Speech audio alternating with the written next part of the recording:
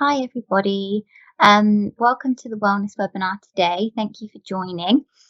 So today I'm going to be talking to you about food labels, so food and nutrition labels, and hopefully today's webinar will help you to understand a little bit more about these and how these can be really helpful for us when we're making food choices. So today we're going to be talking about quite a few different things. So we'll talk about what are food labels and why do we use them. We're going to be talking about front of pack labelling. So the kind of traffic light labelling that you might have noticed on the front of packaging before. We're also going to be talking about the back of pack labelling, so the tables on the back of products. We'll talk about what are reference intakes, so looking a bit more into what are those labels actually referring to and why do they matter. We're also going to talk about allergy information as well and how you can spot that when you're looking at the labelling. I'm going to talk a little bit about the calorie legislation as well. So some of you might have noticed that kind of restaurants, cafes, so on, have started including calories on the menus recently. So I'll explain a little bit about why that is. We're also going to talk about nutrition and health claims and the difference between those today and what companies are allowed to say essentially and what kind of regulation there is around that. I'm going to talk a little bit about misleading marketing as well, because that can be quite interesting and kind of little things to look out for and ways that marketing and packaging can try and trick us into choosing certain options. And then we're also just going to do a little bit of true or false at the end, just for a little bit of fun too. So, first of all, what are food labels and why do we use them? So, food labels provide information about what foods and drinks contain. The laws around labelling in the UK largely originate from EU legislation, although, of course, now there are kind of some changes and we can kind of bring in kind of UK focused legislation a little bit more. It's required to be clear, easy to read and not misleading, and that kind of idea around it is so that you can be better informed about the food and drinks that you're going to buy, and so you feel you can make informed choices. Most prepackaged foods in the UK must provide nutritional information on them, and I'll talk a bit more specifically about that and the different types on the next slide. And yeah, as I said, using these food labels and shopping can just help us to make healthier choices. Obviously, depending on what you're focusing on, what things you're looking out for, they can be really, really interesting if we kind of understand how to use these. So, moving on to front of pack labelling, first of all. So hopefully most of you will kind of recognise these signs along the side, the traffic light labelling. In the UK, displaying the nutrition information on the front, so displaying the traffic light labelling, is actually voluntary. So companies don't have to put it on their food, although you've probably noticed that most of them do. A lot of them opt into offering that as well because consumers like to kind of know what's going on there. So they can choose to display just energy, so they can just mention calories on the front, or as you can see at the bottom there, or they can choose to put all the information of those key nutrients. Also in the middle, you can see they've got the information, but it's not color coded. So they can also choose to do that as well, which is a little bit sneaky. So it looks like they're being upfront, but they're actually not including the colours on there. So it's not giving us that much of an indication all the time, but it's certainly better than nothing. And usually the information is written in per portion or per 100 grams. So you can see at the top, they've kind of specified the serving amount. So that's a good thing to just always look out for, because what the product says is a serving may not be the serving that you're actually giving yourself. For example, if you're buying a pack of sausages, maybe you have 3, you have half the pack, but the labelling may be saying the nutrition information for if you had 2, and that's what it's recommending. So just bearing that in mind a little bit as well. Using front of pack labels can be really useful, and it's designed to be, just a helpful quick glance. You've not got to put much thought into it. You can see those colours there to just give you a little bit of help making some informed choices. And the government scheme, again, encourages the use of the traffic light colours, whether a product is high, so red, medium, amber, or low in green. So ideally, we want to be focusing on the greens and the oranges where possible. Hopefully that all makes sense. We're going to continue on to talk a little bit about more front of pack labeling. So some products do, again, as I've mentioned, don't always choose to include this. So just thinking, when you're looking at products, why not? Why is it not on there? What are they hiding? So if it's not on the front, then maybe we want to have a little peek at the back and just see what's going on there. Thinking about why not. Another important thing, which isn't always clear, is to do with the children's requirements. So say you are choosing a box of cereal for your children, and you're looking at the traffic light label on there. It's actually always based on an adult's reference intake. So it's based on an adult female. So the different numbers that you see on there aren't for children. So it really can be quite confusing. So if you think, you're choosing this cereal and you're thinking, oh, well, it's orange, it's amber, medium for sugar, but that is for an adult woman. So kind of think about what that might mean for children. Typically, they can have a lot less, recommended to have a lot less sugar and so on as well. And yeah, as I mentioned, it is of an adult's reference intake. And again, the front of pack labelling, it doesn't cover everything. So it tends to focus on the things that we're avoiding. Obviously, it's good to be mindful of some of these nutrients, but not everything is included on there. And there's a lot more information that we can get from the back of the packet as well.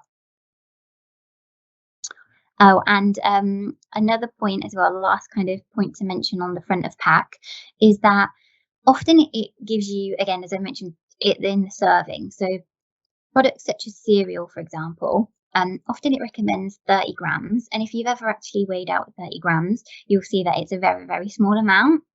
And I don't think there's many people who are actually having that and feeling full.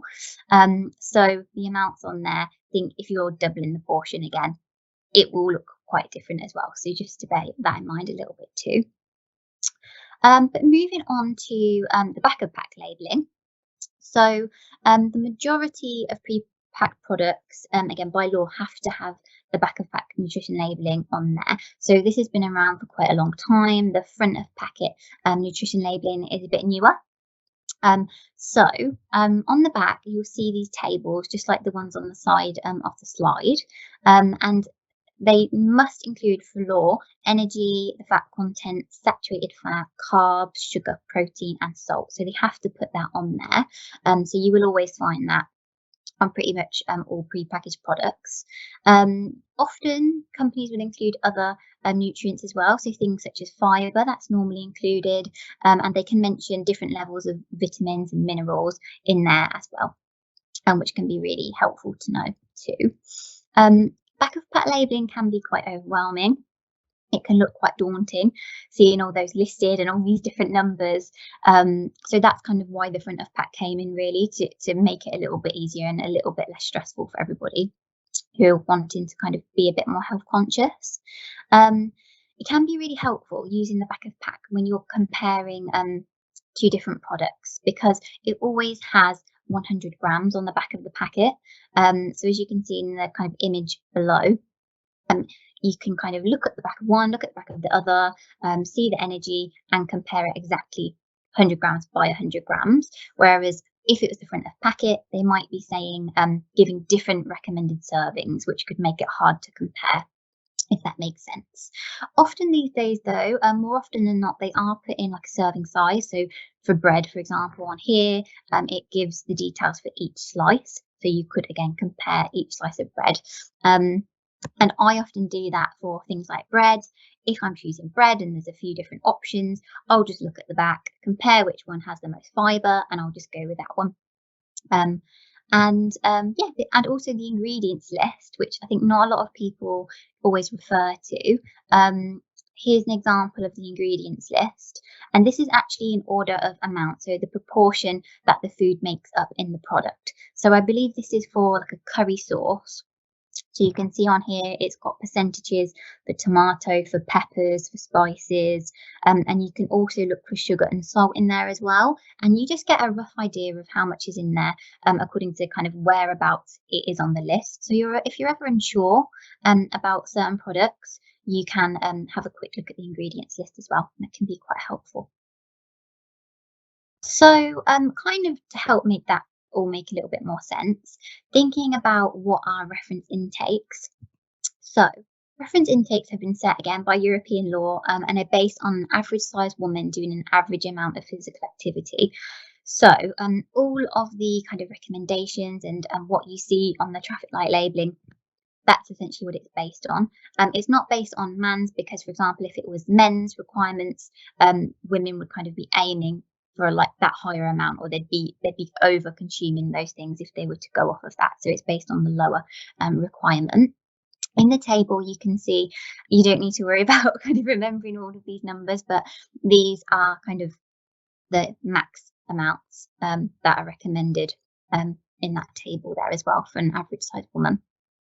And the percentage that you can see on the front of pack labelling, that's what we're talking about. So that percentage indicates how much of that. So for example, how much saturated fat, how much of that is based on that reference intake. So it's 7% towards that max amount on there. So they're not targets, which is really important to mention. So, most of these nutrients, they're things like saturated fat or sugar and things that we want to be a little bit mindful of. So they're definitely not targets, but it just gives you a more specific indication of how much is in there.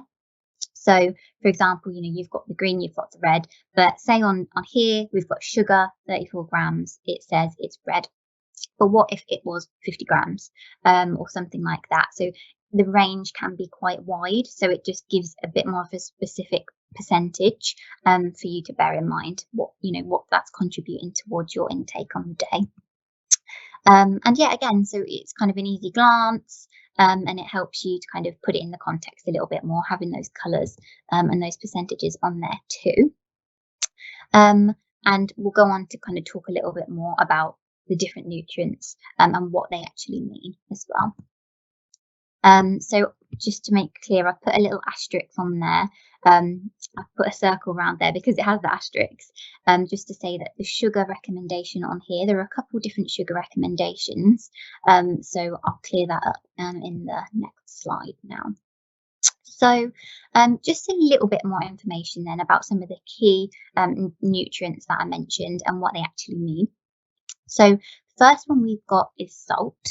So the term salt on food labels includes all the sodium in a food. So sometimes you might hear people say salt, sometimes they might say sodium, and it can be a bit confusing because salt is made up of sodium essentially.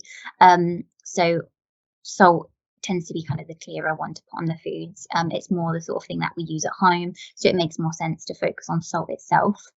Most sodium comes again from the salt, but it can be naturally occurring in some foods as well. So salt is quite a straightforward one, what you see on there. And we want to be a bit careful of that because it is linked to high blood pressure. The next one we've got is carbohydrates. So carbohydrates, that term in general, when you see that on the back of the packet, it includes both starches and it includes sugars. So starches from foods such as potatoes, pasta, so on, and also sugars all come under that bracket. And it includes naturally occurring sugars, so such as those in fruit or milk, and it includes free sugars or those that have been added to foods as well. So a bit more specifically, because on the back of the packet, as well as on the front, it also will mention sugars. So total sugars is declared on food labels. So this, again, it includes what you see on the front of packet as well. It will include the naturally occurring and the free sugars that are added as well. So it can be a little bit confusing sometimes on the front of packet, and it's just something to bear in mind there. An example of this is yogurt. So natural yogurt doesn't have any sugar added into it, but if it has a traffic light label on the front, it can be orange sometimes, but it doesn't actually have added sugar in there. So if you turn it around, look at the ingredients list, you'll see that it's just milk in there and it is just naturally occurring. Free sugars are the ones that we want to be mindful of. So those are things that are either added in by the manufacturer, or they're the ones kind of naturally present in honey, syrups and fruit juices. So that's what we want to kind of limit a little bit. Fat is next. So again, on the front of packet, it will have fat overall, and it has saturated fat too. So in general, I would say, you don't need to focus too much on the fat itself. We really want to be more mindful of the saturated fat, which is often called saturates. on the front and on the back in labelling as well. So this is the one that's associated with kind of increased bad cholesterol and can lead to kind of heart problems and so on. So that saturated fat, that's the one that we want to kind of be keeping an eye on the most, because there can be healthy fats within foods as well. And then last but not least, we've got protein, which I know is very popular these days and on a lot of people's minds. This is the total protein content of the food.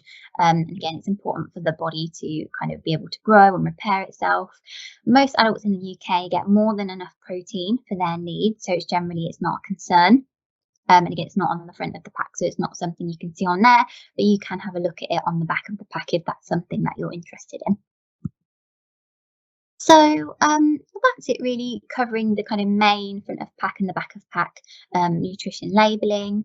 Moving on, just mentioning a little bit about allergies.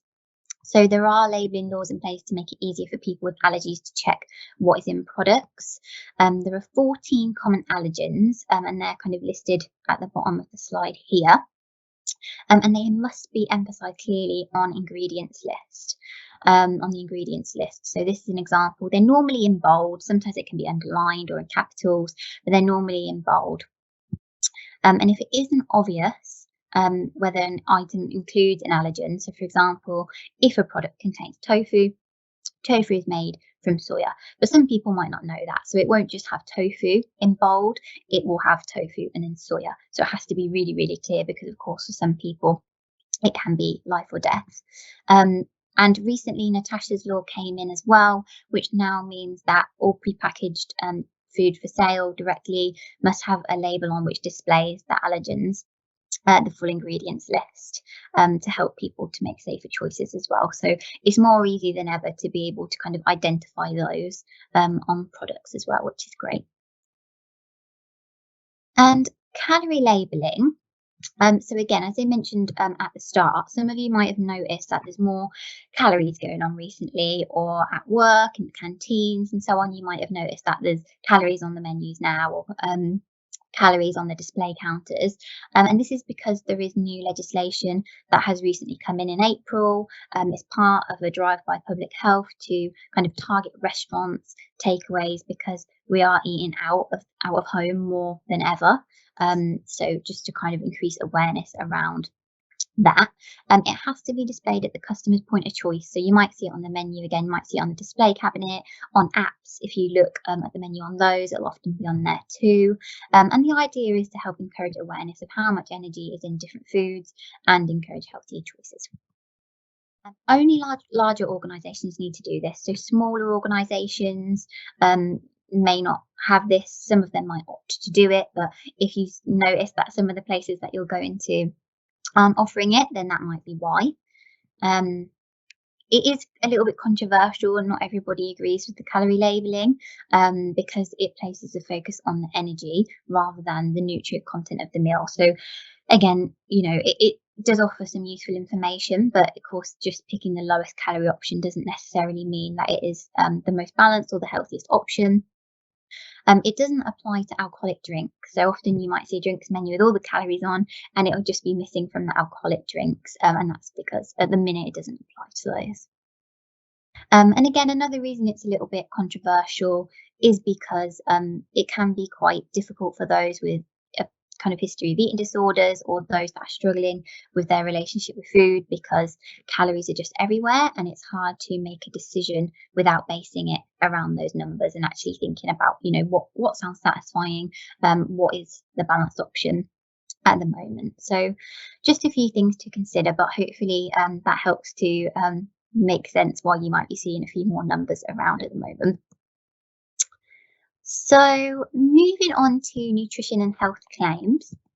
So nutrition claims are claims which relate to a product, so what it does or doesn't contain, if it contains a high amount, if it contains a low amount, and so on. So there's some common examples here, such as sugar-free, low fat, high in fibre. There's a lot more, but those are just a few examples. So to have these on the food, the product must contain these specific amounts. So companies can't just say it. they have to prove that that is the case. It has to be nutritionally analysed and proved that that's the case. So when you see those things, generally you can trust that that is the case. Health claims, however, are a little bit different. So these are claims which kind of suggest or clearly state that there is a clear relationship between a product and health. So things like calcium is needed for maintenance of normal bones, vitamin C contributes to reduction of tiredness and fatigue. So again, health claims on food labels are not allowed to just kind of say, oh, it's going to cure this, it's going to solve this, because nobody can know that that's the case. They have to be reviewed by an expert panel before companies can make any of these claims. So again, if you see something very specific about a product such as those examples, then typically it needs to contain a certain level of it, and there needs to be clear evidence in order to make that case. And it really is quite strict as well. So generally, again, you can trust those claims that are on the products. And this is just an example here on oats. So there is a lot of evidence to suggest that consuming a certain amount of oats can help to reduce cholesterol. And you'll see that on different oats packages as well. That's one of the kind of main ones. So yeah, hopefully that gives a little bit of reassurance that when you are seeing some of these claims, there's a lot of regulation around it, and they're not just allowed to say whatever they want. Although, of course, sometimes there are loopholes and things to be a little bit careful of, which we'll talk about now. So I included this. This is a little bit different to nutrition labelling, but I thought it might be interesting to some of you. So misleading marketing, although we've got all that nutrition information on there, there's a lot of things that companies can do to kind of trick us into picking a certain product, or trick us into thinking that a certain product is a lot healthier than another one. So one of the things that can do that is packaging. So there is evidence to show that just using cardboard or brown paper packaging makes us think that an item is probably healthier, and it makes us think that it's probably more eco-friendly as well. Obviously, in a sense, not using plastic is eco-friendly, but it doesn't necessarily say anything about the product inside or the company itself necessarily. Another thing is brand name.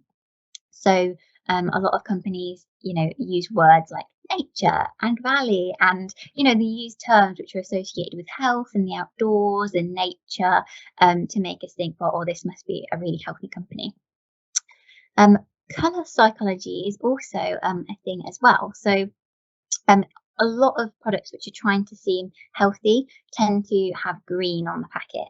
And kind of browns, natural kind of colours, more pale colours, pastel colours tend to be thought of as more healthy, rather than kind of really vivid colours, which might make us think that the kind of artificial colours and flavours and things like that.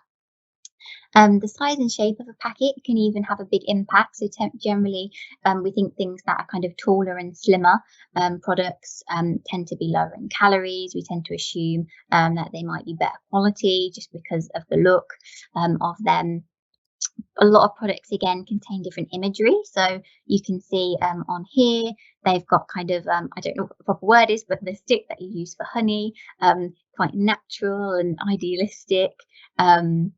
And makes the product kind of have that kind of healthy, natural vibe about it as well. A lot of products also will kind of emphasize certain ingredients. So on here, we've got oats and honey, and it almost insinuates that there's just oats and honey in there, or oats and honey are the main ingredients. But that's not always the case, which we'll look at in a second. Health halo terms is another thing to be aware of. So on here it says 100% whole grain oats. So oats are naturally whole grain, so you don't typically need to say they're whole grain, but they'll just put things on there. Same with like putting gluten-free on things and vegan on things, and they're products that just always were, they just naturally are, but they're just trying to put things on there so you choose that product over another one that might just actually be the same.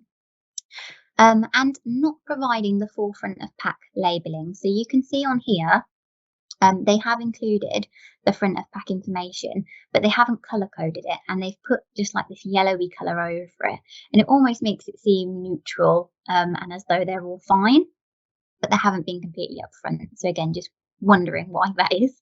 And then when we look at the ingredients list, you can see on here that it does contain a lot of oats, but the honey is actually only 3%. So there's more sunflower oil in this product than there is honey, but they haven't put oats and sunflower oil on the front of it. And there's a lot more sugar. You see, sugar is the second ingredient. So honey tends to be used to make people think it'll be healthier, but it's actually got very, very low amounts of honey. So that's just a few things to think about as well when you're making your choices. So last but not least, I know I whizzed through a lot of information, and we've got a little bit of true or false, just a few things to think about. Some of these refer to what we've discussed. Some are kind of different things to think about when you're choosing products. So the first one we've got is you should avoid products containing ingredients you can't pronounce. Do you think that that's true or false? So it's false. So I've got a few examples on here of kind of long, confusing words, which actually are just a different name for a sugar or a different name for a vitamin because they're the scientific term instead. So just to reassure any of you that have kind of seen this information online, to not worry, and that sometimes the back of the pack information in the ingredients list isn't always super consumer friendly, but just because it's a kind of a complex sounding word, it doesn't mean that those things are necessarily bad for us. Next one we've got is gluten-free and vegan options are healthier. Do you think that's true or false?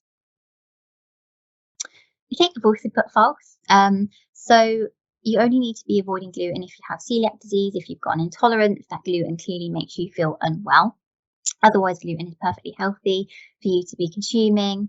In fact, gluten-free products can often be higher in sugar and salt because the kind of removal of the gluten, you're kind of trying to fill in the flavour and help the composition of the food itself.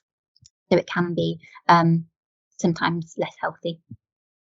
And vegan can be higher in fibre and it can be good for the planet, but it's not always healthier. So if you're opting to swap for vegan options just for the reason of health, then just make sure you are looking at those labels as well and just making sure that that actually is the case and that you're benefiting from that choice.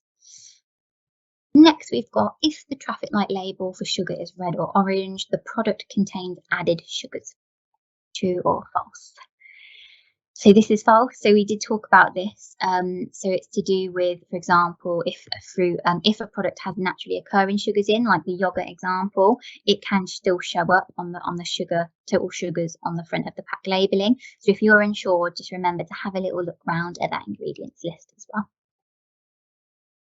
And last but not least, choosing the lower calorie option is healthier. True or false? And again, I put false. So they're all false. So again, it's something to consider definitely. But remember that the lowest calorie option is not necessarily the most balanced or the most healthy option. And I've just put an example on there of, some kind of ready meals and different products. They can be really low calorie, but they're not necessarily very sustainable. You might be really hungry half an hour afterwards, and you might not be getting all those different food groups that you want to be getting in there as well. So yeah, just some things to think about there. So thank you so much. That is it from me today. I really hope you found it helpful. As always, if you do have any questions, then please get in touch in the ESS Wellness inbox. Let us know, leave us some comments. If you'd like us to explore any of the topics in a little bit more depth, then we absolutely can. But yeah, thank you so much for joining, and I hope you have a great rest of your day. Thank you.